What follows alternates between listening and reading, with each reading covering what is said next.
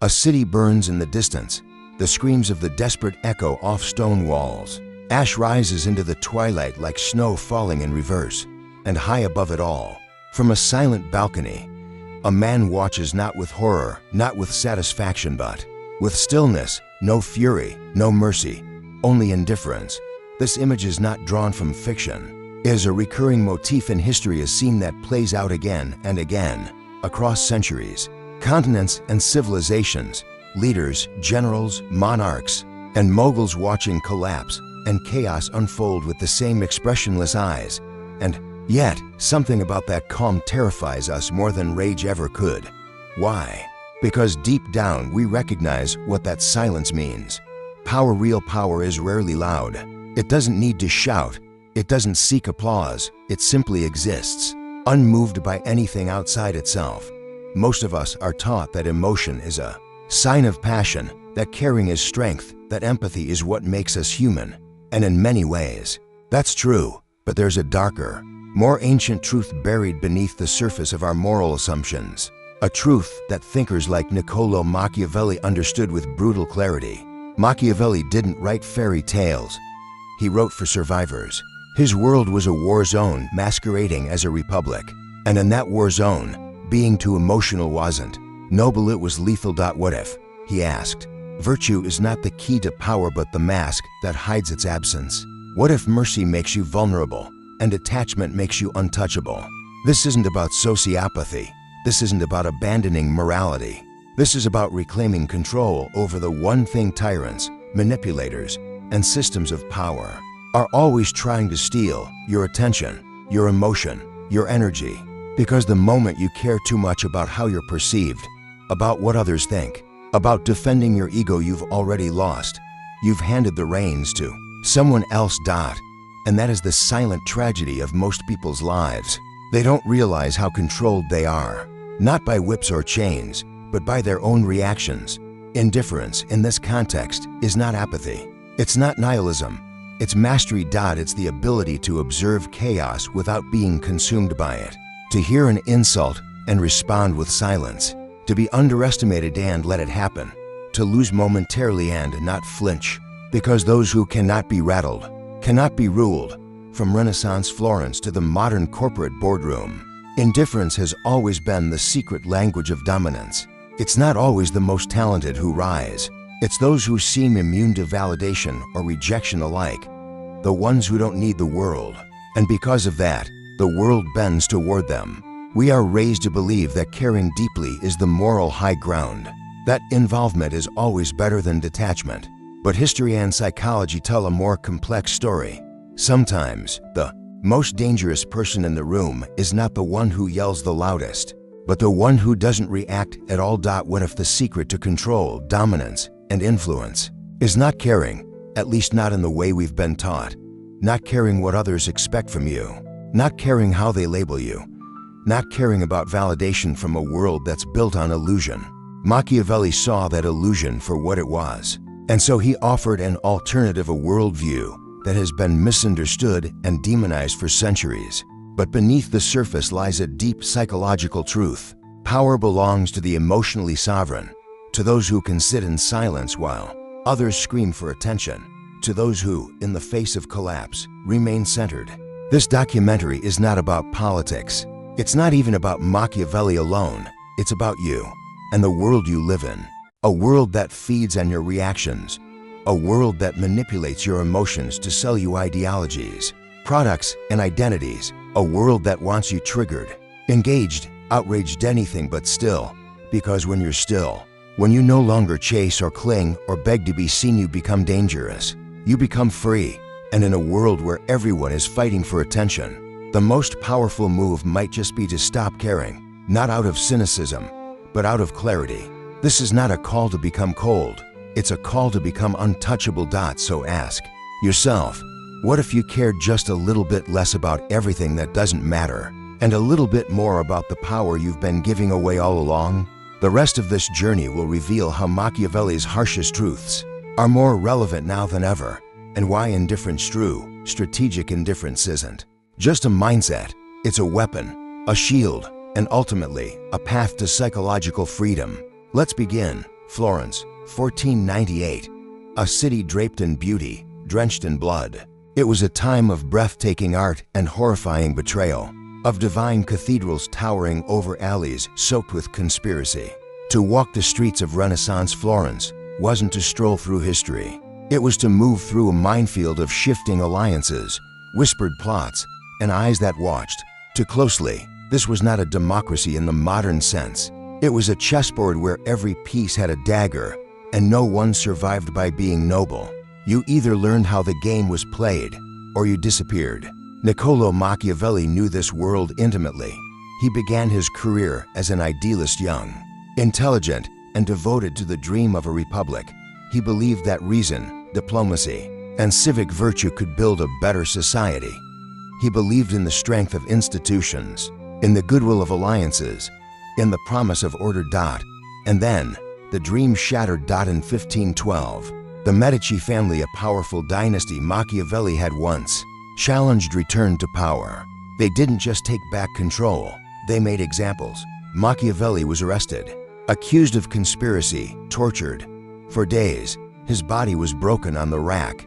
But worse than the physical pain was the betrayal, the realization that principles were no shield against power. After his release, he was exiled, not killed, not imprisoned but erased, cast out from the political world he had devoted his life to, left to wander the outskirts of influence, alone, disgraced, forgotten. It was in this silence, this banishment, that Machiavelli wrote The Prince. Many read it today as a manifesto for tyranny, a justification for cruelty, but that's a surface-level misreading, because The Prince isn't a guidebook for monsters, it's a survival manual for realists. It's the record of a man who saw how the world actually worked, not how it should work. Machiavelli didn't invent deception, he just refused to deny it. He looked around and saw that politics wasn't governed by morality, but by manipulation. That loyalty could be bought and sold, that public opinion was malleable, that appearances mattered more than intentions, and above all, that emotion, guilt, hope, anger was a tool, a liability in the wrong hands, a weapon in the right ones. He realized something most never dare to admit. If you want to survive in a world ruled by masks, you must learn not just to wear one but to remain unmoved by those worn by others. In this jungle, what gets people killed isn't weakness, it's attachment. Attachment to ideals, to fairness, to the illusion that people are who they pretend to be. Machiavelli saw through all of it, and what he found underneath wasn't cruelty, it was clarity. Because what is indifference, if not the ability to remain unbroken in a world of shifting loyalties? Machiavelli didn't glorify brutality. He simply understood that in high-stakes games, hesitation is fatal. When everything around you is unstable, reacting emotionally, being guided by anger or sentiment is like handing your enemy a map to your destruction. So he wrote a handbook that stripped away the noble fictions. He told the truth as he saw it. Rulers must be willing to act immorally when necessary. Popularity is temporary. Fear is more reliable than love. Appearances are more important than authenticity. These weren't personal creeds, they were survival tactics, and they didn't just apply to princes. Because the world Machiavelli lived in, the violent, duplicitous, manipulative world, never really went away. It simply changed costumes. Today, it hides behind polished boardroom doors and media campaigns. It speaks through algorithms and branding, but the core dynamic remains the same. You are still being watched, judged, calculated, and the moment you believe that power plays fair, you become its pawn. Machiavelli understood that survival required a certain detachment, not coldness but distance. He wrote that a ruler must be both fox and lion, cunning enough to see traps, strong enough to crush them, but neither the fox nor the lion panics. Neither wastes energy trying to win everyone's affection. They act when necessary and wait when wise. This, in essence, is indifference as a discipline. It's not about abandoning ethics, it's about controlling your emotional exposure. It's about refusing to be baited into reaction, about holding steady when others lunge, about seeing the world not as it claims to be but as it really is. Because when everyone is playing pretend, the one who can remain inwardly unmoved wins. In his exile, Machiavelli found power in powerlessness. stripped of his status, he saw what most insiders never do, the game from the outside. He saw that real influence doesn't belong to those who chase it, it belongs to those who detach from it, who learn to observe, to wait, to strike with precision. This insight echoes through time, from Marcus Aurelius writing Stoic meditations in the heart of a collapsing empire, to modern CEOs who wield silence like a sword. The psychology of detachment has always been a path to clarity. Indifference, when wielded correctly, doesn't make you passive. It makes you untouchable. And Machiavelli, misunderstood as he is, wasn't teaching men to be monsters. He was teaching them to survive monsters. He was showing us that in a world where politics is performance and loyalty is leverage, the greatest danger is not being hated, it's being predictable, emotionally exposed, controlled. Indifference real, strategic. Internal indifference is not the absence of feeling. It is the mastery of it.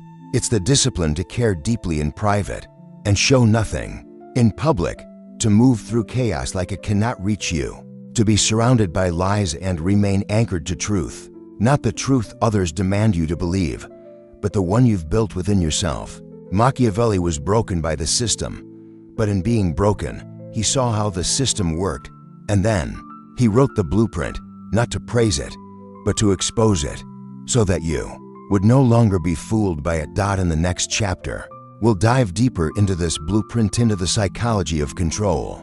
We'll explore how emotional manipulation became the weapon of the powerful, and how indifference might be the only shield left to those who wish to remain free.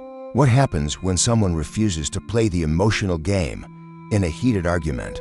Most people raise their voice. They plead, provoke, try to overpower the other person with emotion. But what happens when the other person doesn't flinch, doesn't raise their voice back, doesn't react at all? The energy changes, the balance of power shifts, because in that moment when one person remains cold, detached, unbothered, they seize psychological control. This is the secret behind indifference. It doesn't win through aggression, it wins through emotional asymmetry. Humans are wired for reciprocity. We mimic emotions, mirror behaviors, respond to energy. Anger invites anger. Sadness evokes comfort. Excitement generates connection. Our brains crave this loop, this feedback. But indifference breaks the loop. When someone doesn't respond the way we expect, it creates a psychological void, a silence. And in that silence, our mind begins to spiral. We feel confused, rejected, powerless. We project meanings that may not be there. We become vulnerable to interpretation. This is why emotional detachment is so dangerous in the hands of the manipulative, and so liberating in the hands of the conscious. Machiavelli may not have had the language of neuroscience, but he understood this principle intimately. Power isn't always about force, it's about creating uncertainty, holding your emotions close and making others question theirs. It's about being unreadable in a world that thrives on reaction. Because when you can't be read, you can't be controlled. Modern psychology echoes these truths. Consider the therapeutic tactic called gray rocking. It's used when dealing with narcissists or manipulators. The idea is simple. Make yourself emotionally uninteresting. Respond with neutrality. Offer no reaction, no fuel for their chaos. It sounds passive, but it's surgical, because the manipulator depends on your response to assert dominance. They rely on drama, on emotional escalation. When you remove that response, their power collapses. They can't play the game if you refuse to pick up the pieces. Indifference, in this context, is not absence, it's resistance. We see this principle echoed in Stoic philosophy. Marcus Aurelius, Emperor of Rome, wrote privately about the discipline of emotional control. He faced war, plague, betrayal, and still counseled himself to remain composed. Not because he didn't feel, but because he refused to be ruled by feeling. Choose not to be harmed and you won't feel harmed. Stoicism teaches us that the only true power we have is over our own mind, over our interpretations, our reactions. It doesn't teach suppression, it teaches sovereignty. And sovereignty is born in silence. Machiavelli's indifference was not apathy. It was psychological warfare, a way to create imbalance, to force others to chase, because when someone doesn't chase approval, they often receive it. When someone doesn't react, they force others to reach. It reverses the flow of power. This applies not just to politics or conflict, but to everyday life. Think of dating. One of the most universally manipulative behaviors is the hot and cold game, pushing someone away, then pulling them back. This emotional inconsistency creates addiction. The brain doesn't respond to stable attention the same way it responds to unpredictability. The reward centers light up when we're unsure. That uncertainty hooks us. But what happens when one person stops reacting altogether? When they're not drawn into the emotional bait, they become the one in control. They're no longer playing the slot machine. They've walked away from the casino. And in walking away, they win. We live in a world that profits off of emotional reaction. Social media, politics, advertising, they all thrive on triggering you. Rage bait, fear-mongering, outrage cycles. The more you react, the more you engage. The more you engage, the more you are controlled. To be indifferent in such a world is to reclaim your agency. It's a rebellion against engineered emotion, a refusal to let algorithms dictate your state of mind. It's not about disconnecting from the world, it's about reconnecting with your internal compass, about choosing what deserves your attention, your energy, your emotional investment. But here's the paradox: indifference cannot be faked. You cannot pretend not to care while secretly craving approval. People sense that. They smell insecurity the same way predators smell fear. Real indifference, true, strategic, powerful detachment requires inner stability. It requires that you no longer need to win the interaction, because once you need nothing, you become invulnerable. This doesn't mean becoming numb or cynical. That's a misunderstanding. The goal isn't to kill emotion, it's to master it, to stop being used by it, to be able to feel without being driven by every feeling. In this way, indifference is emotional martial arts. You don't meet force with force, you absorb it, redirect it, and remain centered. The manipulator throws bait. You don't bite. The liar provokes anger. You don't flinch. The system demands reaction. You respond with presence, and from this presence comes power. Even in politics today, you'll find that the most influential figures are rarely the loudest. They're the most unreadable, the most emotionally controlled. They don't reveal weakness. They don't indulge in outrage. They move in silence, not because they have nothing to say, but because silence creates more impact than noise. It's the same reason Machiavelli warned against being too generous, too honest, too available. Because excess emotion, when exposed, becomes a lever others can pull. To be indifferent is not to isolate, but to protect. To protect your energy from the parasitic, to protect your mind from the manipulative, to protect your values from being rewritten by others' agendas. This is why Machiavelli's strategy endures. Because he didn't teach cruelty, he taught clarity. He saw through the game and gave us tools to avoid becoming its next victim. Indifference is one of those tools. It's not a weapon of the cruel, it's the armor of the aware. In a world that weaponizes emotion, your stillness becomes your sword. In a world that demands outrage, your restraint becomes your rebellion. In a world that feeds on insecurity, your indifference becomes your edge. And yet, it's not a path for the faint-hearted, because emotional detachment requires deep inner work. You must learn to observe your triggers, confront your wounds, understand your patterns. You must learn when to engage and when to withdraw. You must learn to sit with discomfort without reacting, to remain still in the storm. Most will never reach this level of awareness. Because indifference is not natural. It's cultivated, earned, forged in fire and silence. But for those who do, it becomes something more than strategy. It becomes freedom. In the next chapter, we'll step into the modern arena where Machiavellian indifference has been rebranded, industrialized, and sold as charisma. From Silicon Valley to Wall Street, from presidential debates to viral influencers, we'll explore how emotional detachment is used today, not just to protect, but to dominate, to seduce, to rise. Power doesn't always arrive with a roar. Sometimes it slips through the back door, quiet, unreadable, and patient. History remembers the loud ones, the conquerors, the screamers, the men who pounded fists on podiums. But it is often the quiet ones that emotionally controlled, the coldly calculating who reshape empires. Let's begin in Rome. Octavian, the adopted son of Julius Caesar, was only 18 when his world collapsed. His father figure had just been assassinated. The Republic was crumbling. The Senate was divided. Civil war loomed.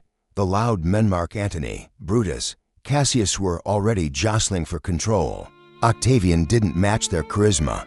He didn't command armies with fiery speeches or intimidate rivals through brute strength. He was seen as weak, soft, a boy, not a ruler. But they underestimated him because Octavian didn't play the emotional game. He didn't flinch. He didn't rage or plead. Instead, he waited, observed, let his enemies overextend. While Mark Antony basked in theatrical displays of power, Octavian kept his cards close. While the Senate schemed, he smiled and said little. His detachment wasn't passivity, it was calculation. He manipulated loyalties through silence, turned rivals against each other through patience. When he finally struck, it was surgical. Antony fell, the Republic died, and Octavian didn't just win, he rewrote the entire political system. As Augustus Caesar, he became the first emperor of Rome. He ruled for decades, not through fear, but through emotional asymmetry. He was unreadable, unpredictable, and therefore undeniably powerful. Now shift to 16th century England.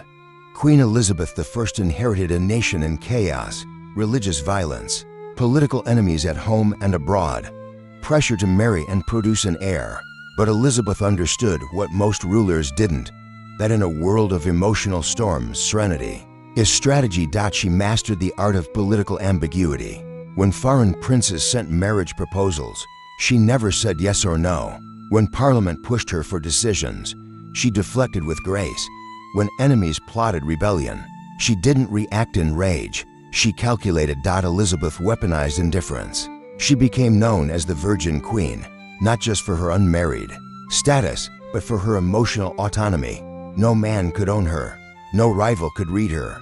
She cultivated mystery, not vulnerability. And this detachment gave her leverage. She outlasted assassination attempts, papal excommunication, the Spanish Armada, all without ever being emotionally transparent.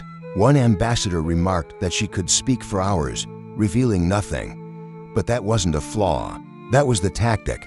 Elizabeth understood that when no one knows what you truly think or feel, they can't predict you. And unpredictability, especially in politics, is protection. She ruled for 45 years.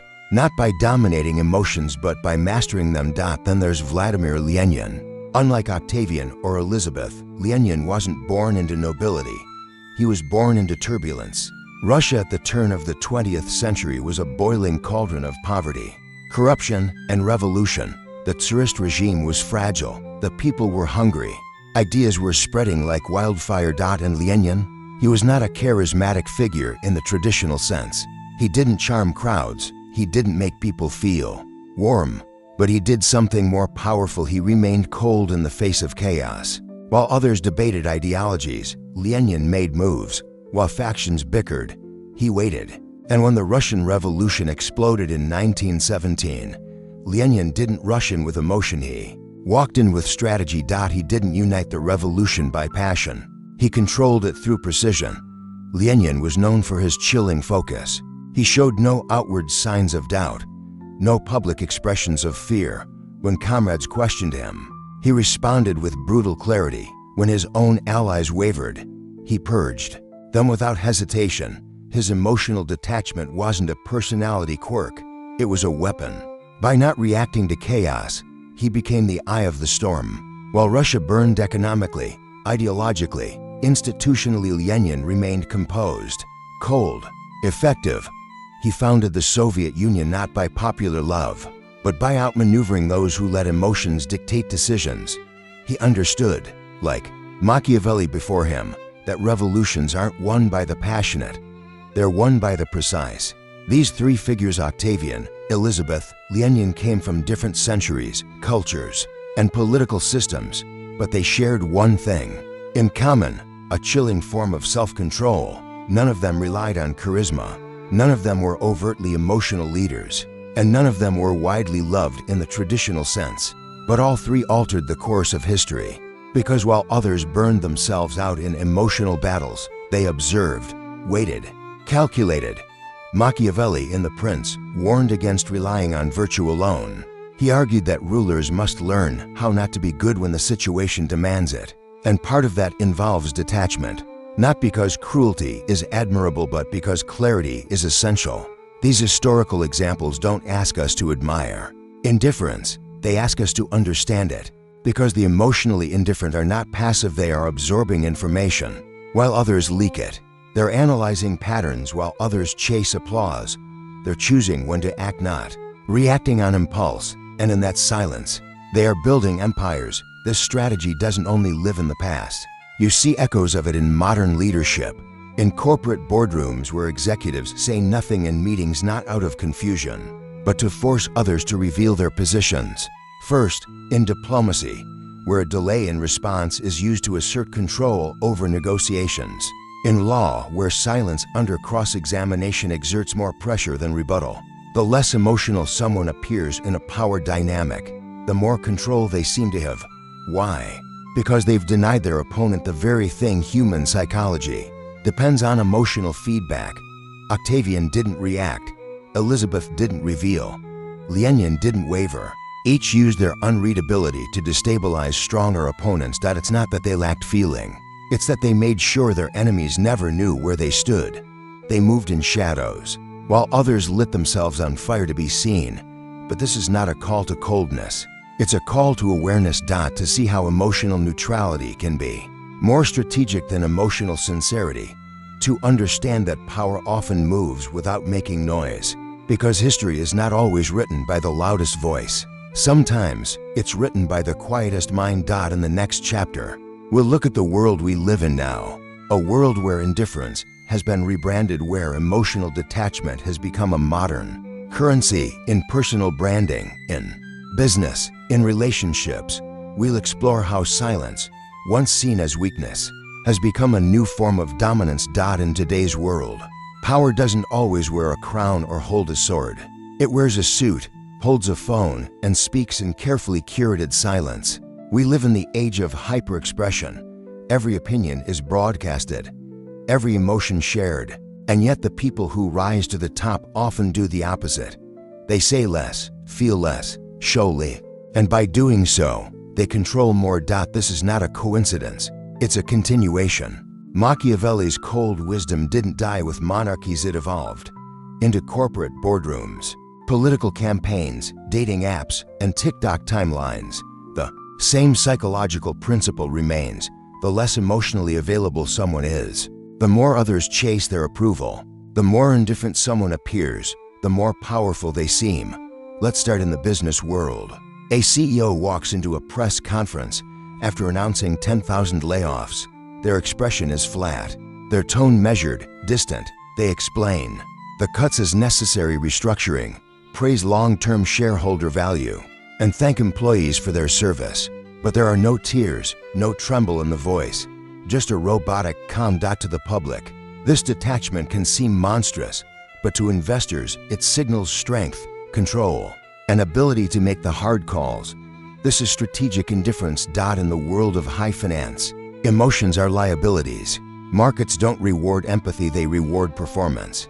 A CEO who breaks down on camera is seen as weak. One who remains stoic, even when others panic, is seen as competent. We admire leaders who stay calm under pressure. But somewhere along the way, calm became coldness, and coldness became power. It's the same in politics. A scandal breaks. Accusations flood the headlines. The politician disappears from interviews. No tweets, no statements, no reaction. And then it fades. Why? Because outrage needs oxygen. It needs emotional reciprocity. The moment a figure defends themselves, cries, apologizes, they re-engage the narrative. But silence starves the fire. This is modern Machiavellianism, not the cruelty of the blade, but the apathy of the blank stare. In a world addicted to reaction, the one who does not react controls the tempo. This tactic isn't new, but today it's been democratized. On social media, indifference is now a brand. Influencers curate lifestyles of effortless perfection. They post pictures where they look away from the camera, caption their content with irony, never ask for likes, they pretend not to care. This illusion of nonchalance is calculated. It's not real detachment, it's performative indifference. And it works, because the moment someone seems emotionally unavailable, our brains interpret it as value. This is the scarcity principle. Psychology tells us that the less available something is, the more desirable it becomes. When someone acts like they don't need your attention, you start offering it compulsively. When they don't validate you, you crave their validation even more. This isn't just theory, it's behavior you see everywhere. In dating culture, for example, ghosting isn't just avoidance, it's a form of emotional manipulation. Someone you were deeply connected with suddenly disappears. No explanation, no closure, just silence. And the silence becomes louder than any words. It causes confusion, obsession, self-doubt. You begin replaying every moment, searching for meaning in their indifference. The person who seemed cold now holds all the power, not because they're better, but because they're unavailable. Emotional detachment, in the modern age, doesn't repel, it attracts. We're drawn to mystery, to people who don't overshare, who aren't always online, who don't text back right away. Why? Because their distance creates narrative space. It allows our imaginations to fill in the blanks. And usually, we fill them in with fantasy. It's not just about attraction, it's about hierarchy. In relationships, romantic, professional, or social, the person who cares less often holds more power. Not because they're more intelligent or capable, but because they're harder to influence. This emotional asymmetry breeds dependence. The person who emotes less becomes the emotional reference point. They set the pace, decide when to engage. And the more reactive person becomes trapped in their orbit, constantly adjusting, apologizing, explaining. Machiavelli would recognize this instantly. He warned that a prince must be feared more than loved, not out of cruelty, but out of strategy. Because love is fickle, emotional dependence can flip into betrayal. But fear, or in today's terms, emotional unpredictability, maintains control. In our time, fear often wears a subtler costume, indifference. Consider how this plays out in the workplace. An employee works overtime, constantly seeks approval, always eager to please. Another keeps to themselves, doesn't overexert, sets boundaries, doesn't chase recognition. Ironically, the second often gets promoted faster. Why? Because neediness signals weakness. Availability signals disposability. The detached individual is seen as more self-contained, more in control. Whether fair or not, this perception creates power. We admire people who don't need us, and we fear those who don't fear losing us. This is the dark psychology of the modern manipulator. They exploit a cultural paradox, that in a world starving for connection, those who withhold it are worshipped. That in a society obsessed with visibility, those who remain enigmatic become icons. This isn't just a personal dynamic, it's systemic.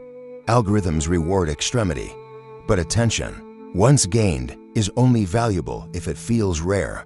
So influencers, politicians, and corporations use emotional scarcity as a tactic.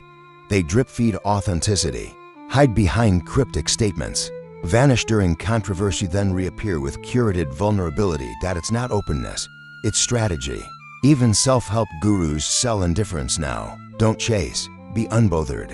Act like you don't care. The advice isn't always wrong, but the implication is clear. Emotional detachment has become a status symbol. It's the new luxury. Because in a world where everyone is emotionally exhausted, the one who appears unaffected becomes a god. But here's the catch, not all indifference is power. Sometimes it's trauma, sometimes it's suppression. The danger of glorifying emotional detachment is that we forget its human cost. Machiavelli never said the emotionally cold were happier. He said they were safer. Octavian didn't sleep peacefully. Elizabeth had no children. Lenin died isolated. And modern manipulators often live in fear of intimacy because to connect emotionally is to risk being controlled. So while indifference may grant power, it often comes at the cost of connection. The true question isn't whether detachment works, it's whether it's worth it.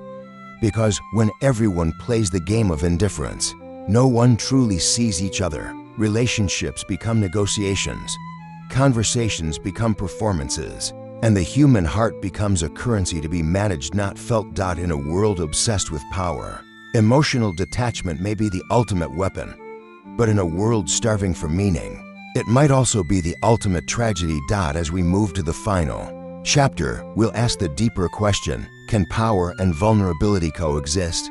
Can we master our emotions without severing them? Is there a way to live intelligently but still feel deeply? Because Machiavelli taught us how to survive, but now we must ask, how do we live? Indifference is seductive. In small doses, it protects us. It helps us avoid overreaction, regain composure, resist manipulation. But what happens when indifference no longer serves as a shield but becomes the sword? What happens when emotional detachment stops being strategic and starts being pathological?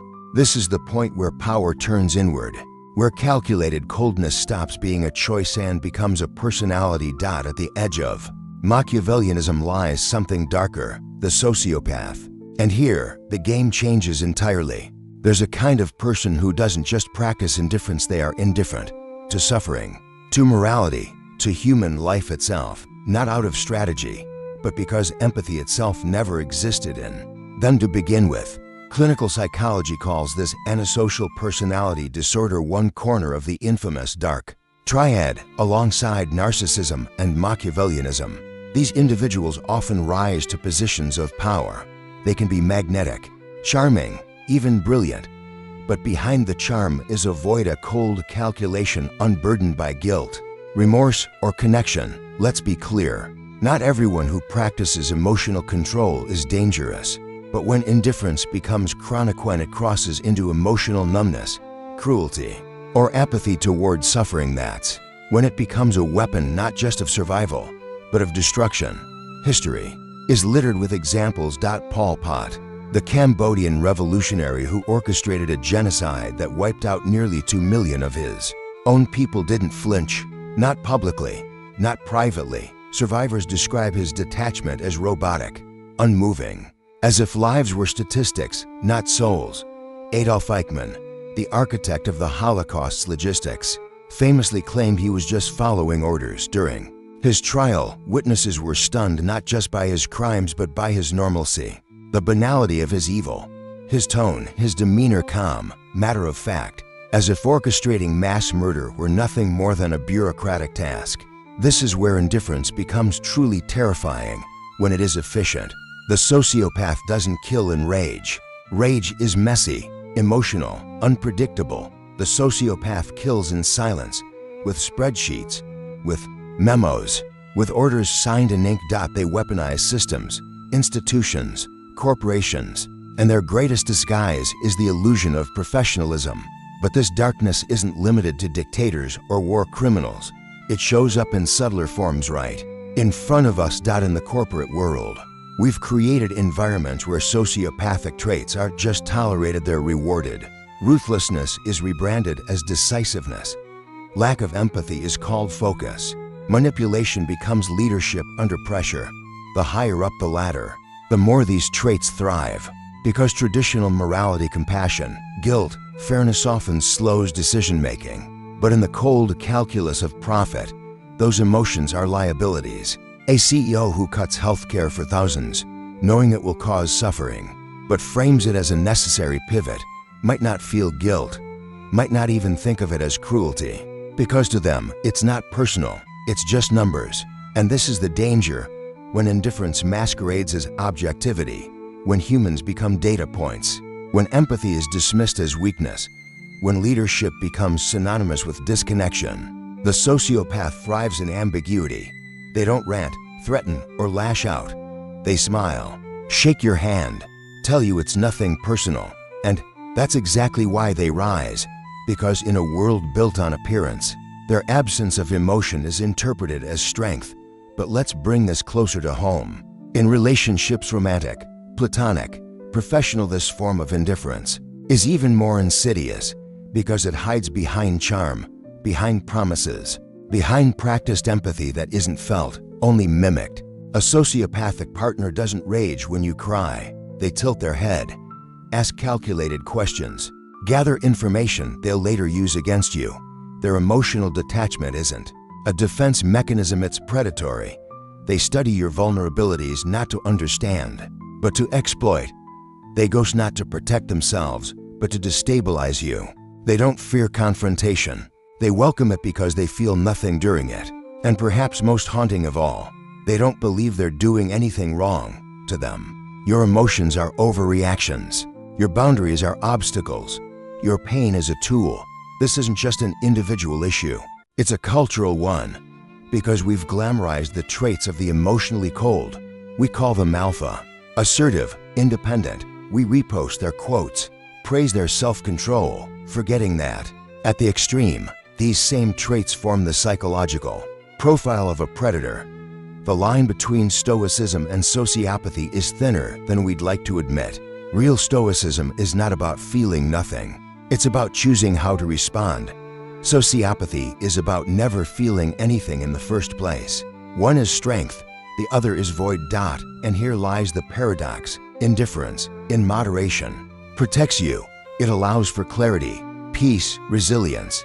But when it becomes your only lens, when it bleeds into apathy, cruelty, or disconnection, it becomes corrosive, not just to others, but to your own humanity. Because the soul doesn't die all at once. It erodes, slowly, every time we choose convenience over compassion, every time we dehumanize in the name of efficiency, every time we silence guilt instead of listening to what it's trying to teach us. The sociopath isn't just out there. Sometimes, the seed of sociopathy lies dormant in all of us, in our ability to look away, to ignore suffering, to protect ourselves at all costs. Not because we're evil, but because we're afraid. And this is why the distinction matters. Strategic indifference can be wise, but pathological indifference is a sickness, one that can infect a relationship, a company, a nation. We must learn to recognize the difference, because the tools that protect us from manipulation can also disconnect us from meaning. The armor that shields us can become the mask that isolates us. Indifference is not neutral, it's a force. And like all forces, it can be used to build or to destroy. So how do we protect ourselves from becoming cold? How do we stay aware in a world that rewards emotional detachment? By practicing conscious empathy. By engaging without absorbing. By understanding that power is not the absence of emotion but the mastery of it. Real strength is not apathy. It's the ability to feel deeply without being destroyed by it. As we approach the conclusion, one truth becomes clear. The goal isn't to never care. It's to care selectively, intentionally, and without surrender. Because when we choose to feel in a world that tells us not to, we reclaim something rare, something dangerous, something revolutionary. We reclaim our humanity. Strange paradox. At the heart of modern life, we live in a hyper-connected world wired for attention, feedback, and emotional overload. Yet increasingly, we're being told the secret to peace, success, even love, is to care less. But there's a difference between not caring and caring intentionally.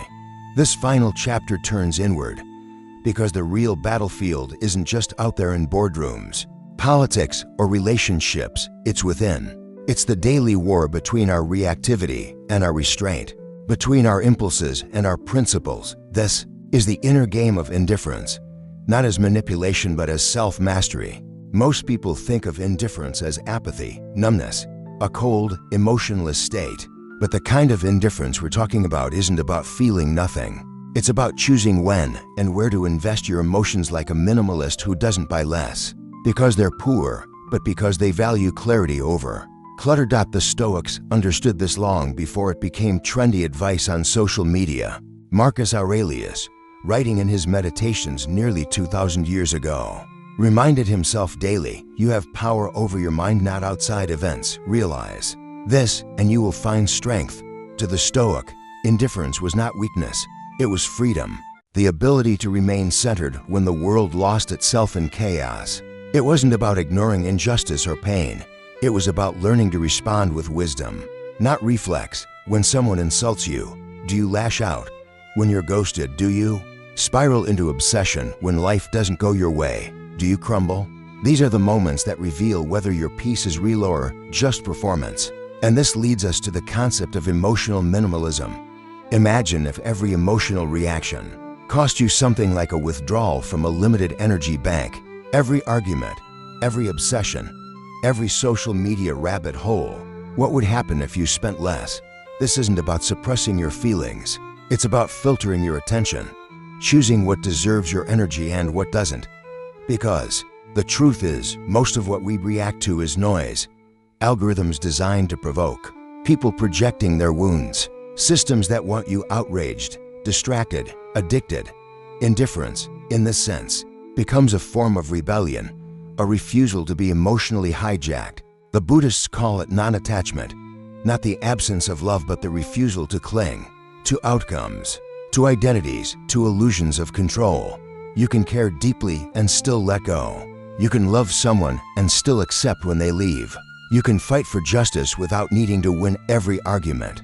The Buddha taught that suffering comes not from pain but from craving, from the desperate need to make life conform to our desires.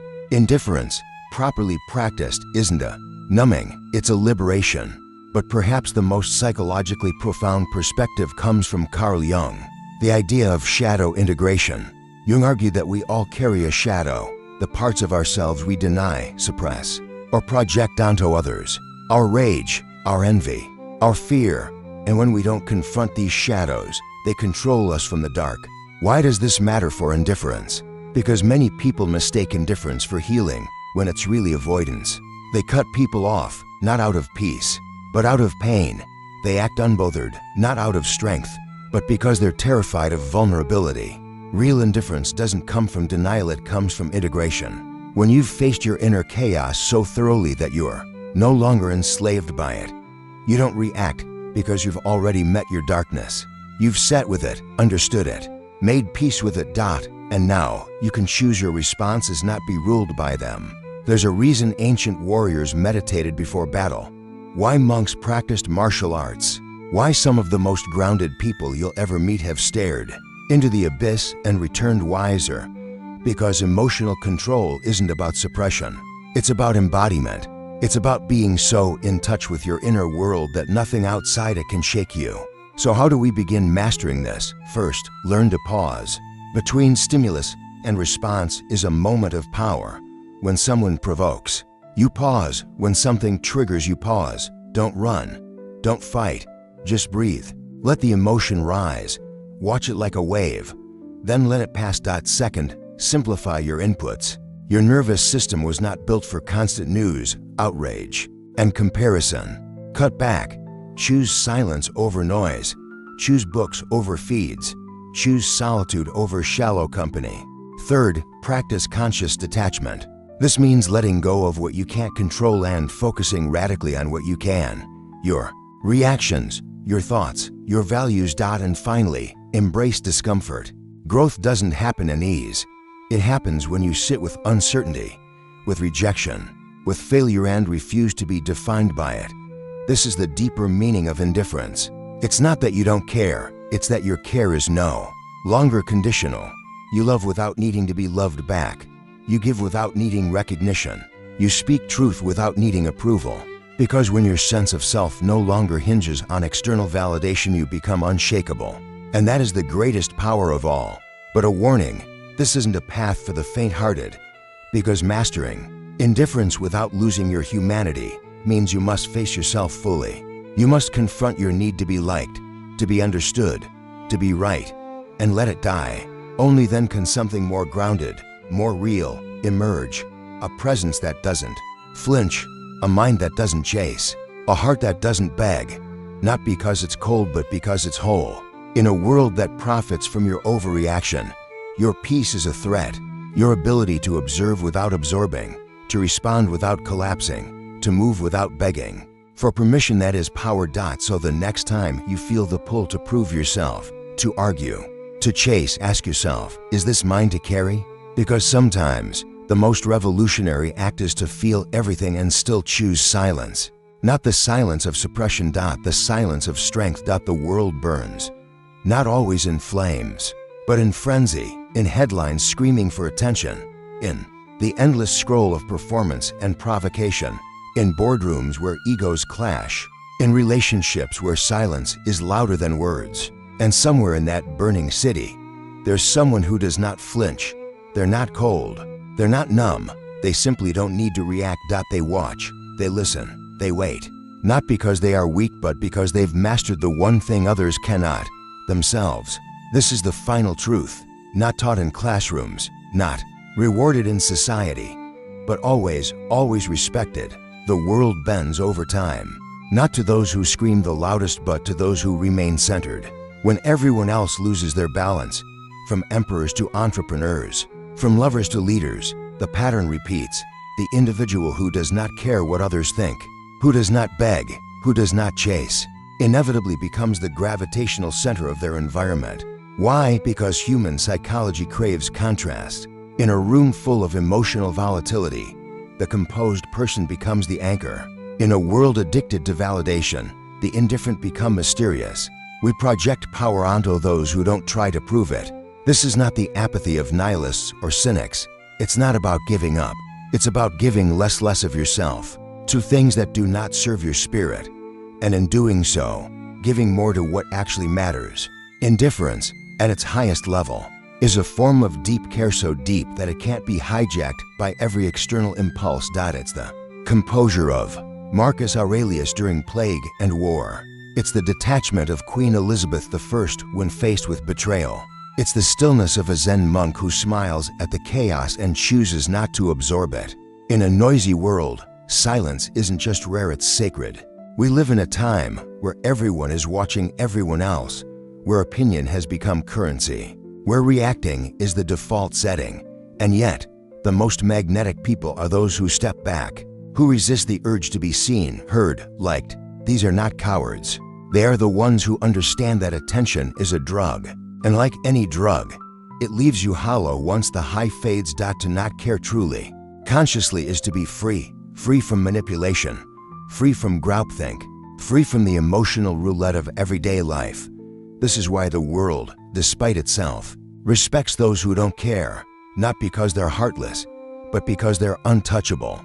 They have risen above the noise, above the chaos, above the need to belong at any cost. And this gives them a strange kind of power. The power of unpredictability, of independence, of psychological sovereignty. Machiavelli understood this. When he wrote about power, many focused on his cold calculations, his manipulative tactics. But his genius was not in cruelty, it was in clarity. He saw what others refused to see, that emotion, when ungoverned, is the enemy of power, and more importantly, he knew how to wield restraint as a weapon. The master move wasn't to dominate, but to wait, to stay silent, to let others exhaust themselves in games of status and panic, and then calmly walk into the vacuum they created. This is the real art of power, not in asserting dominance, but in being immune to the need for it. Because those who chase power rarely keep it, but those who are indifferent to it, who carry themselves as if they already own the moment, those are the ones who end up leading. And it's not just about politics or history. Look at your own life. Who do you respect more? The person who tries too hard, who over-explains, overshares, overreacts, or the one who moves with calm confidence? Who doesn't need to argue? Who speaks when necessary and disappears when not? Who holds your attention longer? The one begging for it or the one who seems content without it? We are drawn to those who don't chase us. We're obsessed with those who don't seem obsessed with us. Because deep down, we want to believe they have something we don't. That something is detachment. It's not natural. It must be trained. And the path is not easy. Because everything around you is designed to keep you reactive, to make you care too much, to make you dance for approval you don't need, and defend things that don't matter. But you don't have to play the game. You can reclaim your center. You can learn to watch the fire without running into it. You can become the person who isn't pulled by every emotional tide. And ironically, the moment you stop needing to be respected is the moment people begin to respect you. This is the inversion that few understand. Respect is not earned by desperation. It's earned by discipline, by stillness, by refusing to be someone else's puppet. So how do you live this truth? Start by being harder to reach. Not out of arrogance, but out of self-respect. Guard your time. Guard your energy. Not everyone deserves access to your attention. Stop explaining yourself. Let your silence be your boundary. Let your presence speak more than your defense ever could. Don't react immediately. Let the moment pass. Let the emotion subside. Let your enemies wonder what you're thinking. And finally, learn to walk away from arguments, from games, from people who need your pain to feel powerful. You owe no one your peace, and the moment you fully believe that, you become powerful. Because in a society that rewards hysteria, the ability to remain indifferent is a form of transcendence. This is not a license to disconnect from the world, but to rise above its madness, to remain grounded when others float away on waves of neediness and noise. Indifference, when practiced with awareness, becomes something beautiful. Not coldness but composure, not apathy but alignment. You don't ignore reality. You simply choose not to let it control you. And in doing so, you reclaim the one thing everyone is losing, yourself.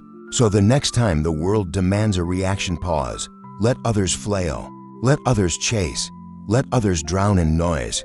You are not here to be consumed. You are here to be calm in the fire, the silent observer in the burning city, the one who does not care, because they have already chosen what matters.